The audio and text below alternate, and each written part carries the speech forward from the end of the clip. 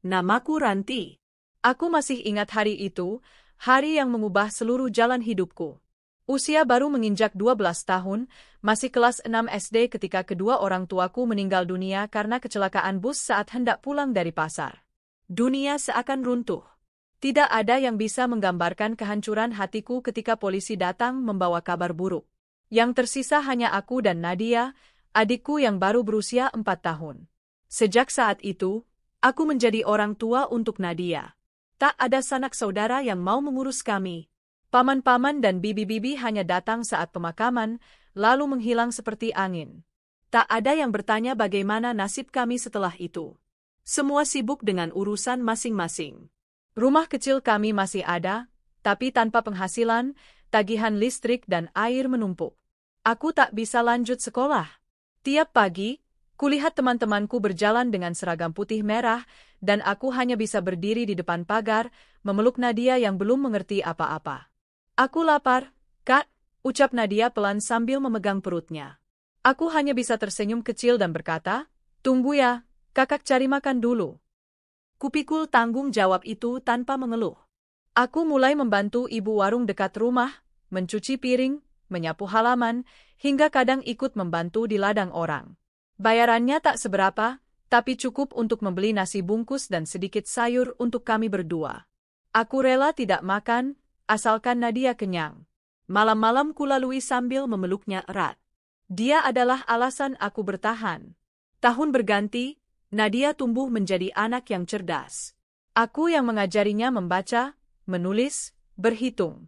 Kadang aku iri melihat anak-anak seusianya duduk di bangku sekolah, sementara aku menghabiskan waktu di pasar, membantu angkut-angkut barang dagangan agar dapat upah harian. Satu kebahagiaanku adalah saat melihat Nadia memakai seragam sekolah. Aku menjahit sendiri dari kain bekas yang dibelikan Bu Rika, tetangga sebelah yang kadang iba padaku. Waktu Nadia lulus SD dan masuk SMP, aku berusaha lebih keras lagi. Aku bekerja di warung makan, bangun jam 4 subuh, pulang jam 9 malam. Tubuhku lelah, tapi hatiku tenang. Nadia tetap bisa sekolah. Aku tak pernah memikirkan diriku.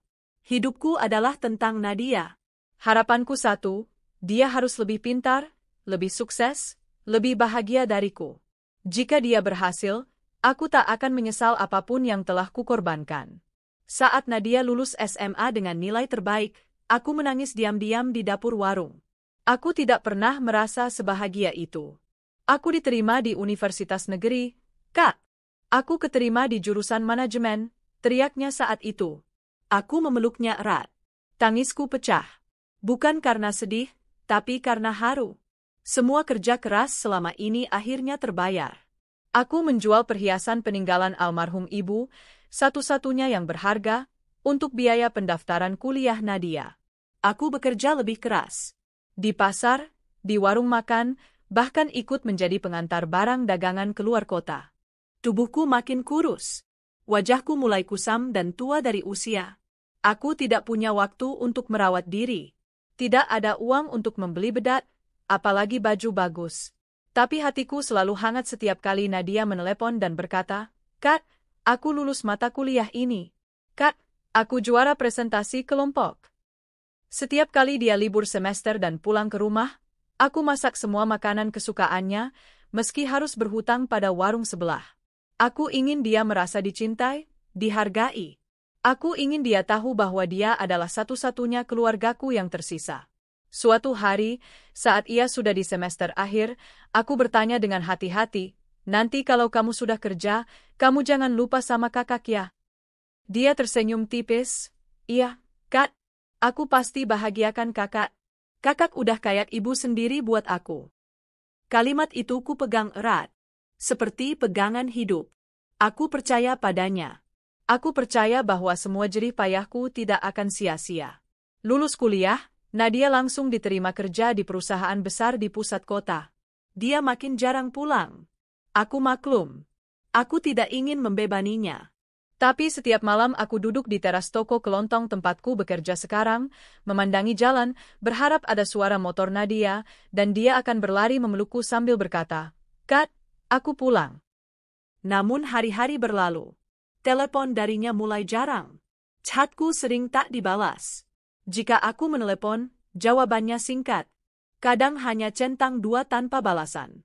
Aku mencoba mengerti. Mungkin dia sibuk. Tapi hatiku perlahan mulai merasa asing. Dia sudah punya dunia sendiri, Ran, kata Bu Retno, pemilik toko tempat aku bekerja. Tapi kamu tetap kakaknya. Tetap darah dagingnya. Aku mengangguk, pura-pura tegar. Suatu sore, ketika aku sedang membeli sayur ke pasar dekat perkantoran, mataku tertumbuk pada seseorang yang sangat kukenal.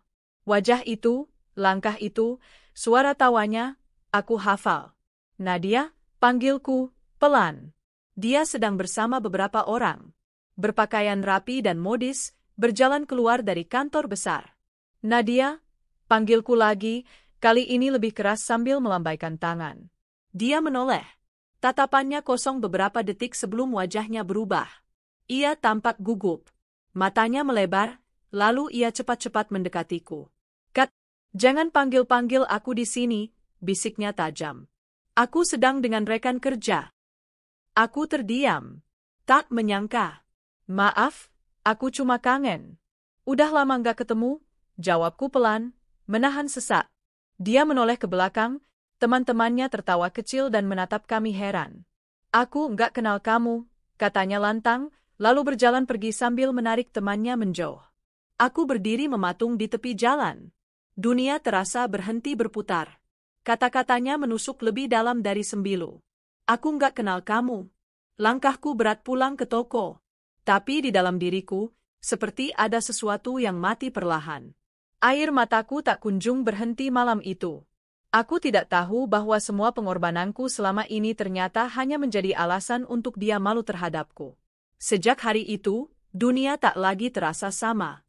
Setelah Nadia mengatakan tidak mengenalku di depan rekan-rekan kantornya, aku tak bisa tidur selama berhari-hari. Setiap kali aku memejamkan mata, wajahnya yang dingin dan kalimat, "Aku nggak kenal kamu," terus terputar dalam kepalaku. Aku menangis diam-diam di kolong meja tempat aku tidur di toko kelontong milik Bu Retno. Hanya di tempat itulah aku merasa sedikit aman, meskipun lantainya keras dan bau minyak goreng dari rak atas sering menetes ke bawah. Bu Retno tahu aku sedang patah hati, tapi ia tidak banyak bertanya. Ia hanya duduk di sebelahku, menyerahkan semangkuk bubur panas dan berkata pelan, "Kadang yang paling kita sayangi adalah yang paling tega menyakiti kita, Ran. Tapi jangan pernah sesali apa yang sudah kamu lakukan untuk dia. Kamu sudah memberi semuanya dengan tulus." Aku mengangguk sambil menahan isak. Aku tidak menyesal telah membesarkan Nadia. Tidak pernah. Tapi aku tidak bisa bohong, hatiku hancur. Beberapa minggu berlalu. Setiap harinya kulewati dengan membantu di toko. Aku menyusun barang, menimbang gula dan beras, mencatat utang pelanggan, hingga menyapu depan toko. Terkadang aku mengantar belanjaan ke rumah-rumah pelanggan yang sudah tua. Tubuhku semakin kurus, tapi aku tetap bertahan. Aku masih menyisihkan uang. Sedikit demi sedikit, kupisahkan dari upah harian yang tak seberapa. Mimpi kecilku kini sederhana, punya tempat tinggal yang layak dan hidup tanpa menumpang belas kasihan. Aku tak mau terus menjadi beban Bu Retno, meskipun ia sendiri menganggapku seperti anak. Suatu siang yang panas, Bu Retno datang dengan mata berbinar. "Ranti," katanya, "aku dengar dari ibu warung sebelah, Nadia akan bertunangan minggu depan." Aku tersentak.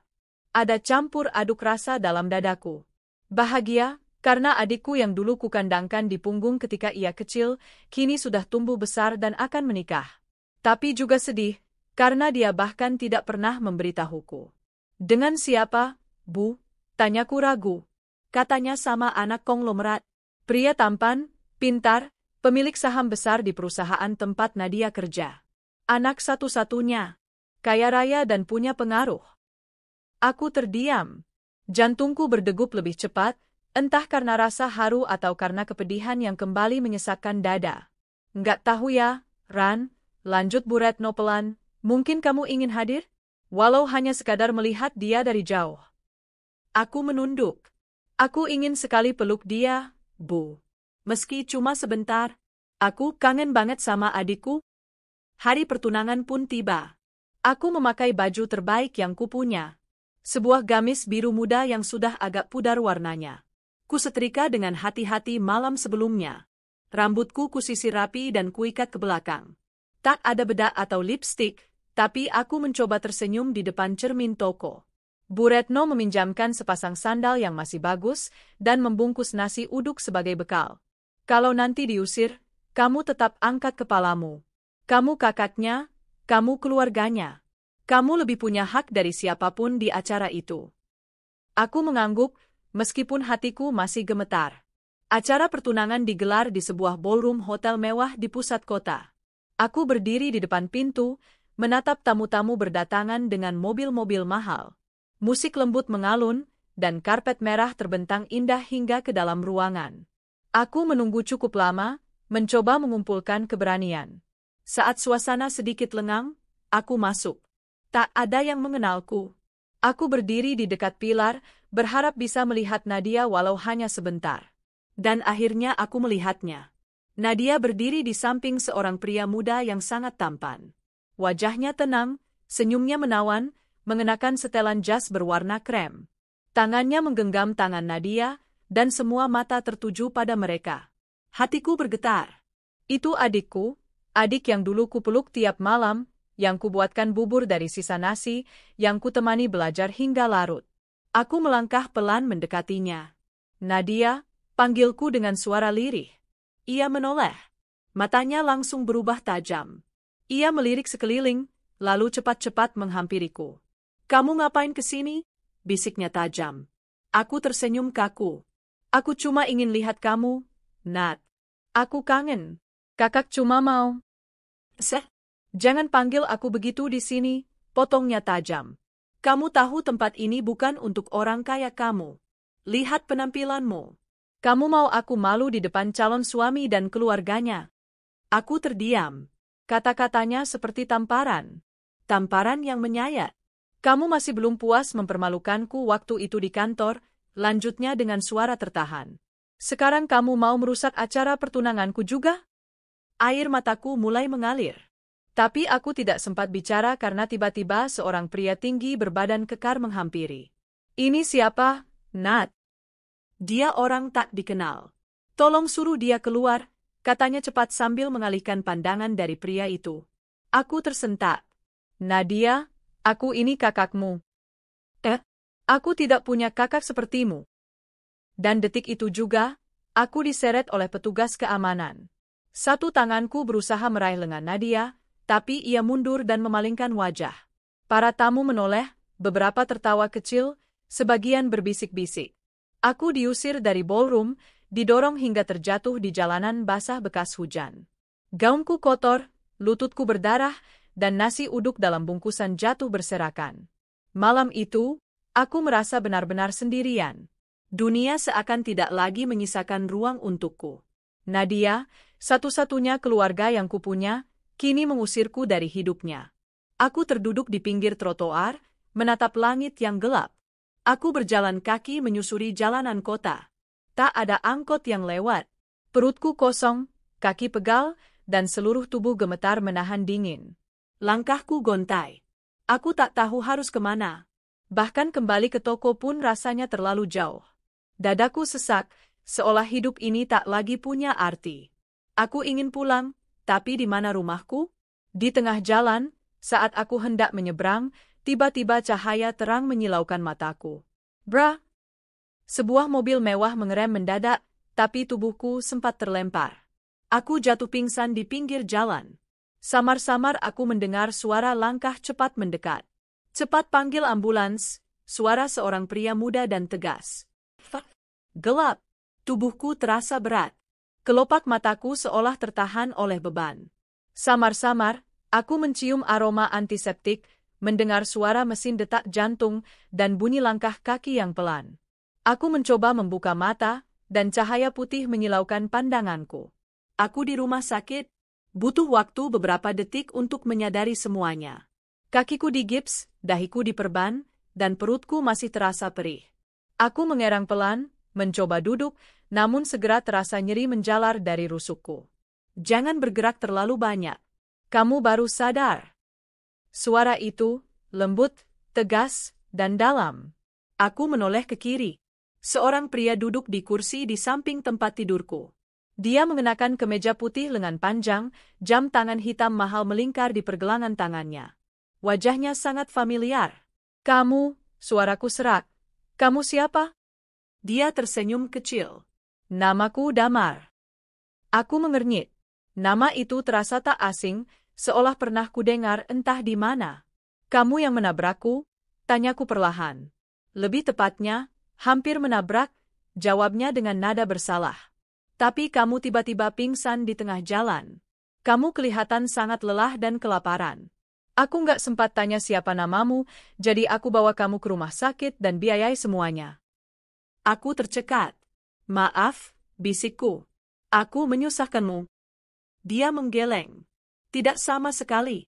Justru kamu menyentuh hatiku. Aku terdiam, bingung. Damar berdiri dan menuangkan segelas air.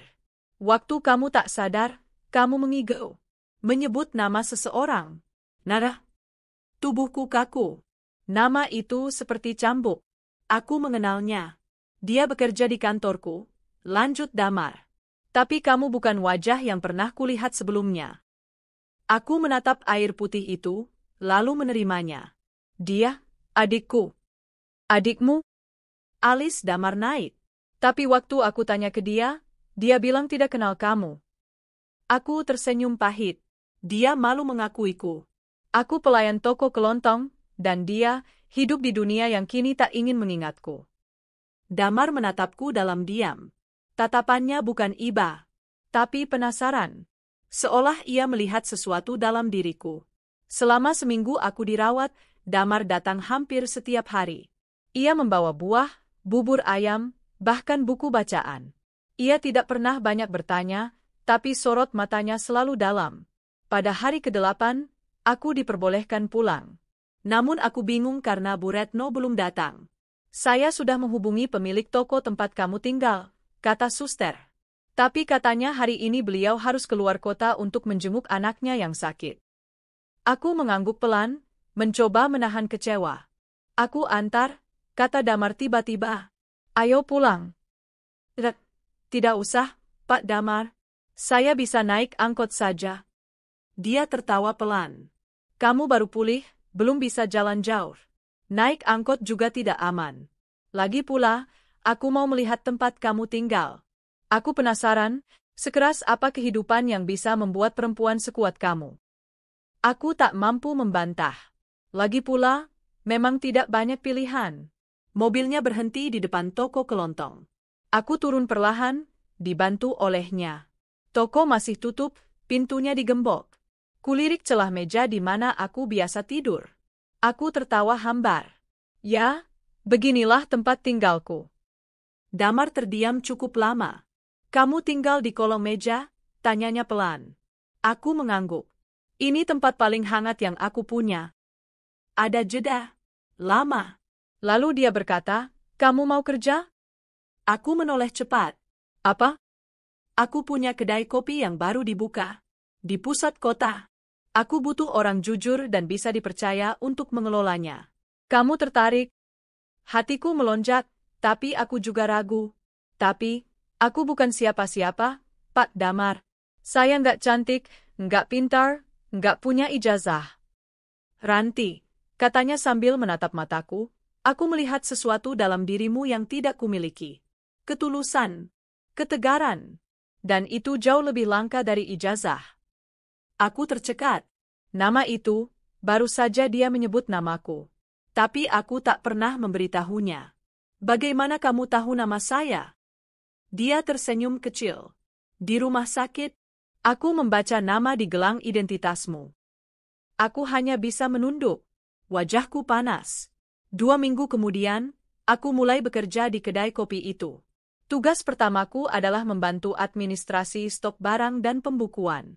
Kupelajari semuanya dari nol. Damar mengajarkan dengan sabar, dan beberapa staf lainnya juga menyambutku dengan baik. Aku tinggal di kamar kecil di lantai 2 kedai. Tidak luas, tapi bersih dan hangat. Kasur empuk, lampu tidur, dan lemari kecil untuk baju. Itu lebih dari cukup. Hari-hariku kini berubah. Pagi-pagi aku bangun, mencuci wajah, memakai baju seragam rapi, dan menyapa pelanggan dengan senyuman. Aku bahkan mulai berdandan sedikit, bedak tipis dan lip balm pemberian pegawai kedai bernama Lala. "Teh Ranti cantik banget kalau senyum," kata Lala suatu hari. Aku hanya tertawa kecil. Terkadang, Damar datang ke kedai. Ia duduk di pojok, memesan kopi dan melamun. Tapi setiap kali matanya bertemu mataku, ia tersenyum. Dan hatiku berdegup. Apakah ini perasaan itu? Suatu malam, hujan deras mengguyur kota. Aku sedang menyelesaikan laporan penjualan di ruang belakang, ketika Damar masuk dengan jas basah kuyup. "Kamu kehujanan?" tanyaku cepat. Dia mengangguk sambil duduk. "Macet. Aku pikir mampir ke sini saja." Aku menyeduhkan teh hangat dan menyerahkannya. Beberapa saat kami hanya duduk berdua, mendengarkan suara hujan. Hening, tapi hangat. "Aku tahu semuanya sekarang," kata Damar tiba-tiba. Aku menoleh bingung. "Maksudnya?" "Nadia. Dia memang adikmu." Aku menemukan dokumen lamamu yang tertinggal di rumah sakit. Kartu keluarga, fotokopi akta lahir, semuanya. Aku membeku. Aku tahu kamu yang merawat dia sejak kecil. Aku juga tahu kamu yang menyekolahkan dia, menyuapi dia, bahkan membanting tulang demi kuliahnya. Kamu bukan cuma kakak, kamu adalah ibu baginya. Air mataku menggenang. "Kenapa kamu masih baik padaku, Damar?" Dia mendekat sedikit. "Karena aku tidak pernah melihat perempuan sekuat kamu sebelumnya. Kamu tidak pernah menyerah, bahkan saat disakiti oleh darah daging sendiri. Kamu punya hati yang sangat besar." Aku menunduk, menangis perlahan. Dia mengambil tanganku. Hangat, lembut, tegas. "Ranti," katanya lirih, "aku ingin mengenalmu lebih dalam. Bukan karena kasihan, tapi karena aku kagum." Aku menoleh dan menatapnya. Wajahku masih basah oleh air mata. Tapi untuk pertama kalinya, aku merasa dilihat sebagai manusia, bukan beban. "Kalau kamu tidak keberatan," lanjutnya, "bolehkah aku melamarmu?" Aku terdiam. Dunia seolah berhenti berputar. "Melamar?" Dia mengangguk. "Kamu tidak perlu jawab sekarang. Tapi pikirkan. Aku serius. Aku ingin membangun hidup denganmu." Hari-hari setelah itu terasa seperti mimpi. Aku seperti hidup dalam dunia yang tak pernah kubayangkan. Aku tidak lagi menjadi bayangan, tidak lagi dipinggirkan. Untuk pertama kalinya, ada seseorang yang memeluk luka-lukaku, bukan mencemoohnya. Dan aku tahu, saat aku mengatakan, "Ya, nanti," aku tidak hanya memilih Damar sebagai pasangan hidupku. Aku memilih untuk memaafkan masa laluku dan membuka lembaran baru yang lebih indah. Hari itu datang lebih cepat dari yang kubayangkan. Setelah 3 bulan bekerja dan mengenal Damar lebih dekat, kami akhirnya memutuskan untuk menikah secara sederhana. Tanpa pesta mewah, tanpa undangan berlebihan. Hanya akad di sebuah masjid kecil dan makan bersama para karyawan kedai kopi setelahnya. "Yakin kamu nggak mau aku undang media?" tanya Damar sambil tertawa kecil malam sebelum pernikahan. Aku menepuk lengannya pelan. "Aku bukan siapa-siapa, Damar. Cukup kita dan orang-orang yang benar-benar peduli." "Justru itu. Kamu adalah seseorang yang layak diberitakan, bukan karena aku, tapi karena hatimu." Aku hanya bisa tersenyum, walau dalam hati masih terasa tak percaya. Bagaimana mungkin, dulu aku tidur di kolong meja, dan sekarang bersiap menjadi istri pemilik jaringan kedai kopi yang terus berkembang? Tuhan benar-benar punya cara membalas luka yang dalam. Hari pernikahan kami begitu syahdu. Hujan kecil turun seperti berkah.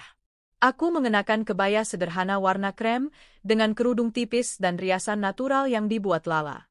Damar tampak gagah dengan jas abu-abu dan sorban kecil di pundaknya. Setelah ijab kabul, aku resmi menjadi istrinya. Semua karyawan menepuk tangan dengan antusias. Tak sedikit dari mereka yang menangis terharu, terutama Bu Ratna, kepala dapur kami yang tahu perjalanan hidupku dari awal. "Aku bangga sama kamu, Ranti," bisiknya sambil memelukku. "Kamu pantas bahagia." Aku tersenyum, tapi belum sempat menjawab, Lala datang berlari. Wajahnya panik. "Teh Ranti, Teh Ranti." Kamu nggak bakal percaya siapa yang barusan datang ke kedai. Aku bingung. Siapa? Nadia. Jantungku seperti jatuh ke lantai. Aku berjalan cepat menuju kedai yang hanya berjarak 2 ruko dari masjid. Hujan tipis masih turun, tapi itu tidak menyurutkan langkahku. Saat masuk ke kedai, aku melihatnya berdiri di depan meja kasir. Rambutnya disanggul rapi, tubuhnya dibalut blazer merah dan celana panjang krem. Ia sedang menatap menu di papan tulis, lalu menoleh ke arahku saat mendengar suara langkah. Pandangan kami bertemu. Sejenak, ia tampak tidak mengenaliku. Tapi saat aku melepas kerudung tipis dan membuka masker, matanya membelalak. Ranti, gumamnya. Aku mengangguk. Halo, Nadia. Dia menatapku dari atas ke bawah, lalu menoleh ke sekeliling. Matanya melihat foto pernikahanku dengan damar yang sudah dipasang oleh Lala di dekat pintu masuk. Wajahnya memucat. Kamu kerja di sini. Aku menarik napas. Bukan. Aku tinggal di sini. Dia tak mampu melanjutkan. Saat itu Damar masuk. Ia tersenyum, lalu merangkulku. Nadia, kamu datang ke waktu yang tepat. Kenalkan, ini istriku, Ranti. Nadia tertegun. Istri? Maksudnya dia? Damar mengangguk bangga. Kami baru saja menikah pagi ini. Mata Nadia membelalak. Bibirnya bergetar, seolah ingin protes. Tapi ia menahan diri. Maaf, katanya pelan, aku nggak tahu. Aku menatapnya dalam. Kamu masih pura-pura nggak kenal aku, Nat. Dia menggigit bibir. Aku malu, Teh. Aku menahan napas. Ia baru saja memanggilku, Teh. Sebuah panggilan yang sudah bertahun-tahun tidak kudengar darinya. Kamu malu karena aku miskin? Karena aku kakak tirimu yang jelek dan dekil? Yang dulu kamu usir dari kosan saat aku datang membawa makanan. Nadia tertunduk. Matanya mulai berkaca-kaca. Maaf, Teh, suaranya bergetar. Waktu itu aku takut kehilangan dunia yang sedang kujalani. Aku takut teman-teman menganggap aku kampungan. Aku malu pada masa laluku. Damar melepaskan pelukan di pundakku dan menatap Nadia serius. Nat, aku tahu semuanya. Tentang bagaimana Ranti merawat kamu sejak kecil. Tentang perjuangannya membiayai kuliahmu dari hasil jualan kelontong dan jadi asisten rumah tangga. Nadia menangis. Aku menyesal, Teh. Sungguh. Aku kira kamu sudah meninggal atau pergi entah kemana. Tapi ternyata kamu tetap di kota ini. Tetap hidup, dan ternyata menikah dengan bosku sendiri. Aku hanya menatapnya. Rasanya campur aduk, marah, kecewa, haru, sayang, dan getir, semuanya jadi satu. Aku nggak butuh kamu minta maaf, Nat, kataku akhirnya. Aku cuma ingin kamu tahu bahwa aku tidak pernah membencimu. Bahkan setelah semua yang kamu lakukan. Nadia terisak. Kamu tetap adikku. Meskipun kamu sudah mengusirku, menolak mengakuiku, bahkan menampar harga diriku di depan umum. Aku mengambil napas panjang. Tapi sekarang, aku memilih untuk memaafkan. Bukan karena kamu pantas dimaafkan. Tapi karena hatiku sudah lelah membawa luka. Aku ingin mulai hidup baru. Nadia berlutut di lantai, menangis seperti anak kecil. Lala dan beberapa karyawan lain yang melihat, hanya bisa terdiam. Beberapa hari setelah pernikahan, Nadia datang lagi. Kali ini ia membawa ibunya, ibu tiriku, yang dulu menitipkan Nadia padaku tanpa pernah menengok lagi. Wajahnya sudah tua, rambutnya mulai memutih. Dia berdiri dengan kepala tertunduk. Ranti, suaranya pelan. Maafkan ibu. Aku diam. Tidak tahu harus berkata apa. Ibu dulu egois. Waktu kamu kecil, kamu kuat dan penurut. Sementara Nadia manja dan keras kepala. Ibu pikir kamu bisa bertahan sendiri, sementara Nadia harus dijaga. Tapi ternyata, ibu salah. Aku melihat matanya yang berkaca-kaca. Ibu menyesal telah meninggalkan kamu. Membiarkan kamu berjuang sendiri. Dan sekarang melihat kamu berdiri di sini, menjadi perempuan mandiri dan istri dari lelaki yang baik. Ibu hanya bisa malu. Aku menunduk. Hatiku sesak. Tapi juga terasa ringan. Enggak mudah menerima kalian kembali, Jawabku jujur. Tapi, aku percaya, setiap orang berhak berubah. Asal sungguh-sungguh. Ibu tiriku mengangguk. Lalu, untuk pertama kalinya dalam hidupku, dia memelukku erat. Pelukannya hangat, meski butuh puluhan tahun untuk sampai ke pelukannya ini. Beberapa minggu kemudian, aku melihat perubahan besar dalam diri Nadia. Ia mengundurkan diri dari perusahaannya dan mulai membantu di kedai. Dia meminta izin padaku dan Damar untuk belajar dari bawah. Aku ingin menebus semuanya, Teh, katanya suatu hari saat menyapu lantai. Mungkin aku nggak bisa membayar semua dosaku, tapi aku bisa mulai dari sini. Aku tersenyum. Tidak ada yang lebih berharga dari kerendahan hati. Nadia tersenyum sambil menahan tangis. Kini, kedai kopi kami makin ramai. Bukan hanya karena kualitas kopi yang enak, tapi karena cerita di baliknya. Banyak pelanggan yang datang bukan hanya untuk minum, tapi untuk mendengar kisah seorang kakak yang diusir adiknya, lalu diangkat derajatnya oleh Tuhan hingga berdiri di tempat paling tinggi, dikelilingi cinta, dikelilingi pengampunan. Damar dan aku bahagia. Pernikahan kami tidak dimulai dari kemewahan, tapi dari ketulusan. Dan itulah yang membuatnya kokoh. Suatu malam, aku dan Damar duduk di balkon kecil kamar kami. Di bawah langit penuh bintang, ia menggenggam tanganku. Ranti, katanya pelan. Terima kasih sudah memberi hatimu. Kamu adalah hadiah terbaik dalam hidupku. Aku tersenyum, memejamkan mata. Dan kamu adalah jawaban dari semua doaku yang paling dalam. Hari itu, suasana di kedai begitu ramai. Kami baru saja membuka cabang baru yang letaknya tak jauh dari pusat kota. Damar memintaku mengurus bagian dekorasi, sedangkan Nadia bertanggung jawab di bagian operasional. Ia telah bekerja keras selama sebulan penuh. Tak ada lagi kesan angkuh seperti dulu. Nadia benar-benar berubah. Namun, perubahan hati seseorang seringkali diuji, dan hari itu, ujiannya datang dalam bentuk 3 orang perempuan yang memasuki kedai dengan tawa berlebihan dan langkah angkuh. Astaga, Nat, itu kamu? Suara cempreng seorang wanita langsung terdengar dari meja dekat kasir. Aku menoleh dan melihat wajah Nadia berubah pucat. Ia tampak gugup, bahkan melangkah mundur sedikit. 3 perempuan itu menghampirinya. Mereka berpakaian modis, penuh merek mewah dari ujung rambut hingga kaki. Aku kira kamu udah pindah ke luar negeri. Ternyata kerja di, kedai kopi, ujar salah satu dari mereka, sengaja berkata keras agar semua pengunjung mendengar. Nadia tersenyum kaku. Hai, Tia, Reni, Sarah, iya, aku bantu-bantu di sini. Salah satu dari mereka memutar bola mata. Kok kamu kerja beginian sih? Bukannya kamu lulusan luar negeri? Atau ini karena kamu jatuh miskin? Aku melangkah maju, ingin menenangkan Nadia, tapi Damar lebih dulu menggenggam tanganku dari belakang. Biar dia yang hadapi sendiri, bisiknya. Nadia mengangkat wajahnya, menatap mantan teman-temannya itu dengan pandangan yang lebih teguh. Aku memang kerja di sini, tapi bukan karena jatuh miskin. Aku sedang belajar banyak hal, termasuk menjadi manusia yang lebih baik. Wow, jadi kamu sekarang sok bijak? Ejek Reni sambil tertawa. Dulu aja kamu nggak pernah mau minum kopi murah.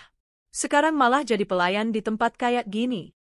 Aku tahu betul, Nadia sedang bertarung dengan dirinya sendiri. Antara mempertahankan harga diri lamanya atau membela jalan baru yang ia pilih. Jeda yang panjang itu terasa seperti palu yang siap menghancurkan segalanya. Namun, Nadia mengambil napas dalam, lalu menatap mereka tajam. Dulu aku memang sombong. Aku malu mengakui siapa keluargaku. Aku malu mengaku punya kakak yang sederhana, padahal dia yang merawat aku dari kecil.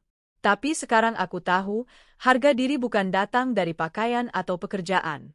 Harga diri datang dari hati yang tahu terima kasih. Tia mendengus. Aduh, Nat, kamu makin aneh aja. Udah nggak penting juga ngobrol sama kamu. Nanti kita malah ikut miskin. Ketiga wanita itu tertawa sambil berjalan pergi. Tapi sebelum benar-benar keluar, Nadia menyusul mereka dan berkata dengan suara lantang yang membuat semua pengunjung terdiam. Ngomong-ngomong, kedai ini milik suami kakakku. Dan sebentar lagi kami akan buka cabang baru di Jakarta dan Bandung. Kalau kalian tertarik kerja part-time buat bayar cicilan kartu kredit kalian, kasih kabar aja. Reni menoleh dengan wajah merah padam. Tapi Nadia tak lagi menunduk. Ia berjalan kembali ke dalam kedai dengan kepala tegak. Aku memeluknya erat saat ia sampai ke dekatku. Ia mulai menangis di pelukanku. Teh, aku gemetar barusan. Tapi aku harus lakukan itu. Untukmu. Untuk semua kebaikan yang udah kamu kasih. Aku mengusap rambutnya lembut. Kamu sudah jauh lebih kuat dari sebelumnya, Nat. Beberapa hari kemudian, Nadia memutuskan untuk pulang ke kampung dan menengok makam ayah kandungku, yang sekaligus ayah tirinya. Ia mengajakku, tapi aku menolak. Pergilah sendiri. Bukan karena aku nggak mau, tapi karena kamu perlu berdamai dengan masa lalu sendirian, kataku. Saat pulang, Nadia membawa foto lama. Foto ketika kami masih kecil, aku menggendongnya dengan wajah dekil, dan dia tertawa riang tanpa tahu apa-apa soal dunia. Aku mau pasang ini di dapur kedai, katanya. Damar mengangguk. Pasang di tengah. Biar jadi pengingat buat semua, kalau cinta dan perjuangan itu nyata.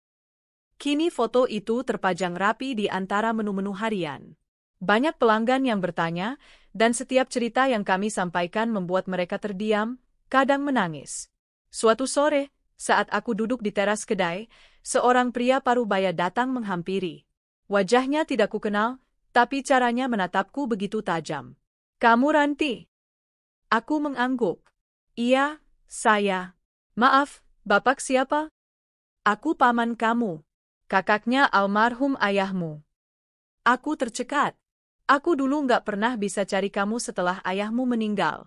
Ibu tirimu langsung bawa kalian pindah ke kota dan tak pernah kembali. Aku cari ke sana kemari, tapi gagal. Aku menunduk. Dadaku berdebar.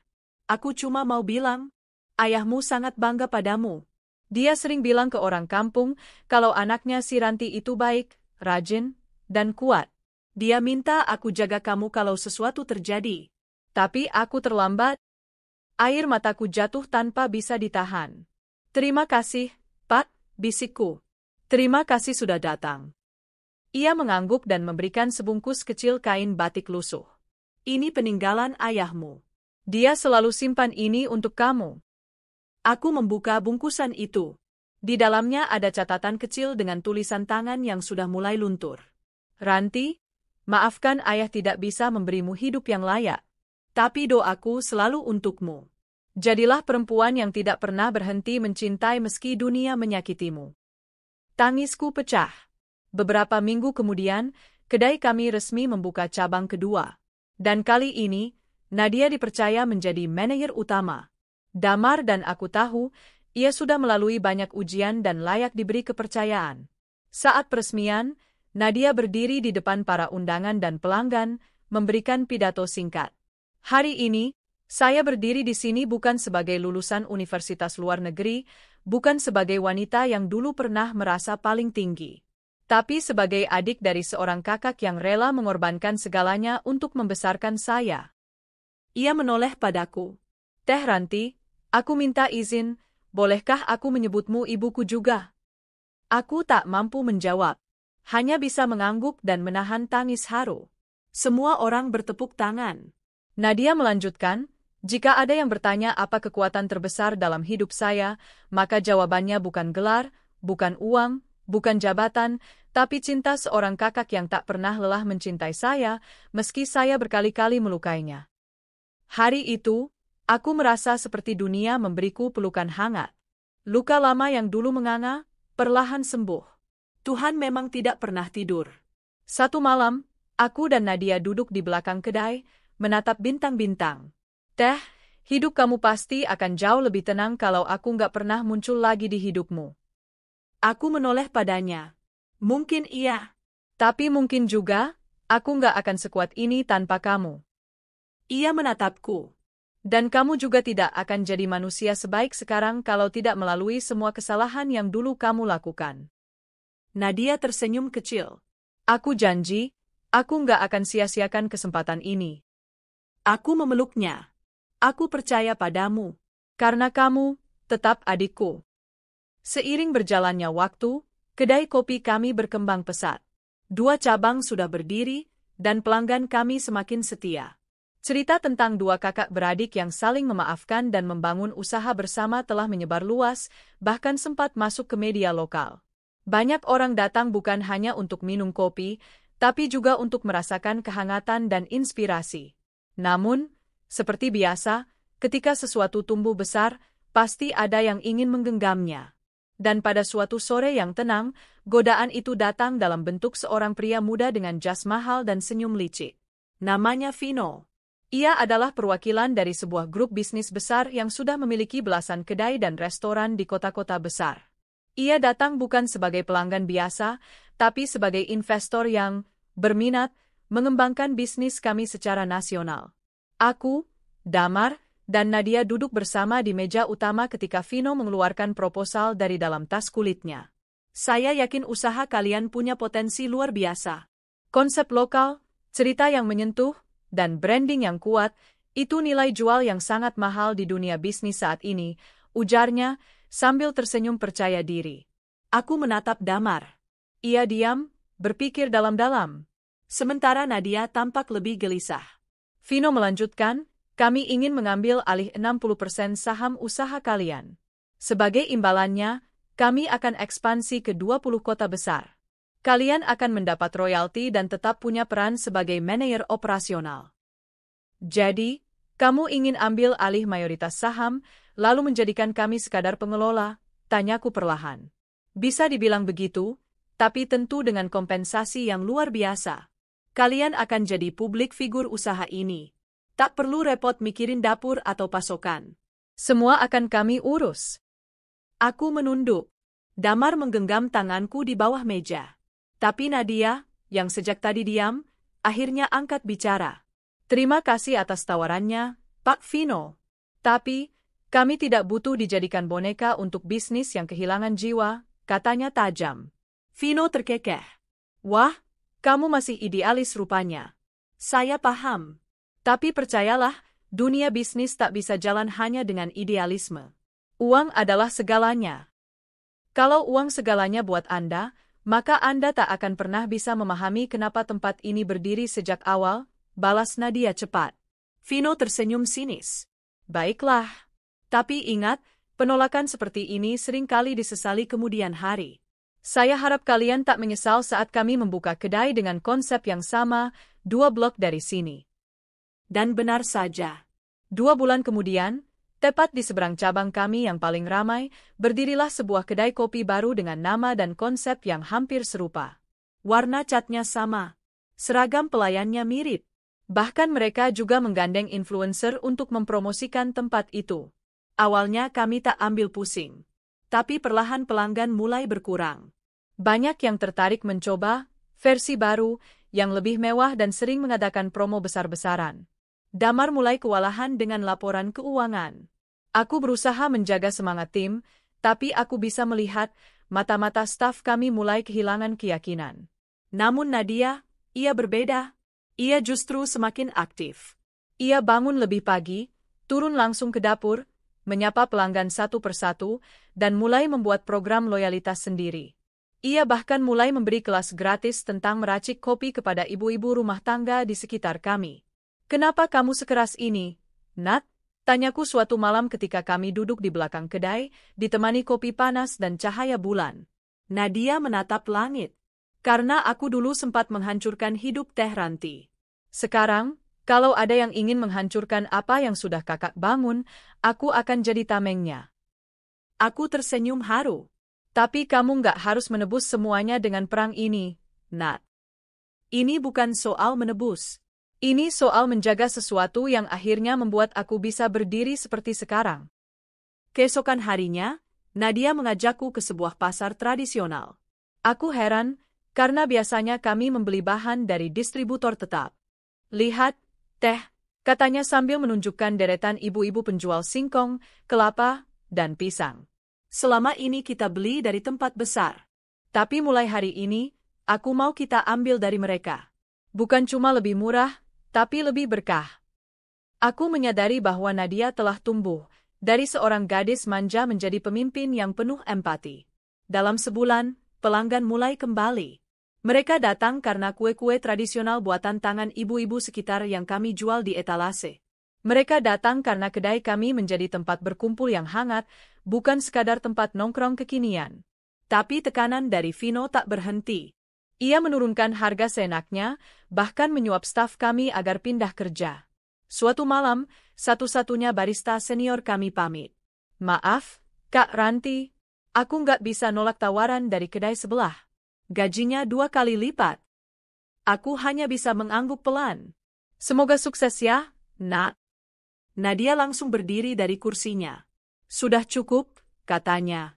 Ia mengajak semua staf berkumpul. Wajah-wajah bingung dan letih berkumpul di ruang kecil belakang dapur. Aku tahu kalian tergoda. Aku tahu tempat sebelah itu menawarkan banyak uang. Tapi aku juga tahu, kalian semua datang ke sini bukan karena gaji semata, tapi karena tempat ini memberi kalian rumah. Ia memandang setiap mata dengan mantap. Kalau kalian mau pergi, pergilah sekarang. Tapi kalau kalian mau bertahan, aku janji, aku akan berdiri di depan kalian sampai kapanpun. Hening. Lalu satu persatu, staf mengangguk. Bahkan barista yang tadi pamit, kembali mengambil celemeknya dan menangis. 2 bulan setelah itu, kedai sebelah ditutup. Kabarnya mereka rugi besar karena biaya operasional yang tinggi dan pelanggan yang tak setia. Vino datang lagi. Tapi kali ini bukan untuk menawar usaha kami. Ia datang dengan wajah masam, duduk di kursi teras depan, dan hanya berkata, "Kalian menang." Nadia menjawab dengan senyum tenang, "Kami tidak sedang bertanding. Kami hanya menjaga apa yang kami cintai."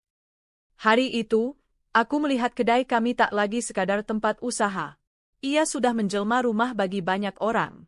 Rumah bagi anak muda yang butuh pekerjaan, ibu-ibu yang ingin berbagi cerita, bahkan bagi hatiku dan hati adikku yang dulunya hancur dan kini menyatu kembali. Dan saat kami berdiri berdua di pintu kedai menjelang matahari terbenam, Nadia berkata pelan, "Teh, aku tahu aku belum sempurna. Tapi jika nanti aku punya anak, aku ingin mereka mengenalmu sebagai ibunya juga." Aku memeluknya. Dan aku ingin mereka tumbuh mengenalmu sebagai bukti bahwa setiap orang bisa berubah jika diberi kesempatan dan cinta. Sore itu langit mendung, seolah menyimpan hujan yang sebentar lagi turun. Tapi suasana hati Nadia jauh lebih cerah. Ia sibuk memilih kain kebaya di sebuah butik sederhana untuk sebuah acara penting. Acara tahunan perusahaan tempat ia dulu bekerja, kini dipimpin oleh suamiku, Arga. Ya, aku, Ranti, kini bukan lagi pelayan toko kelontong yang tidur di kolong meja dagangan. Aku adalah istri dari pemilik perusahaan besar, pria yang dulu tanpa sengaja menabrakku di malam penuh luka. Kini aku berdiri sebagai perempuan yang bangkit bukan karena harta, tapi karena ketulusan hati, cinta, dan pengampunan. Tapi kali ini bukan tentangku saja. Nadia mendapat penghargaan sebagai karyawan paling inspiratif di kantor lamanya. Ironisnya, tempat yang dulu membuatnya malu mengakui aku sebagai kakaknya, kini justru mengangkat kisahnya, dan kisahku, ke hadapan publik.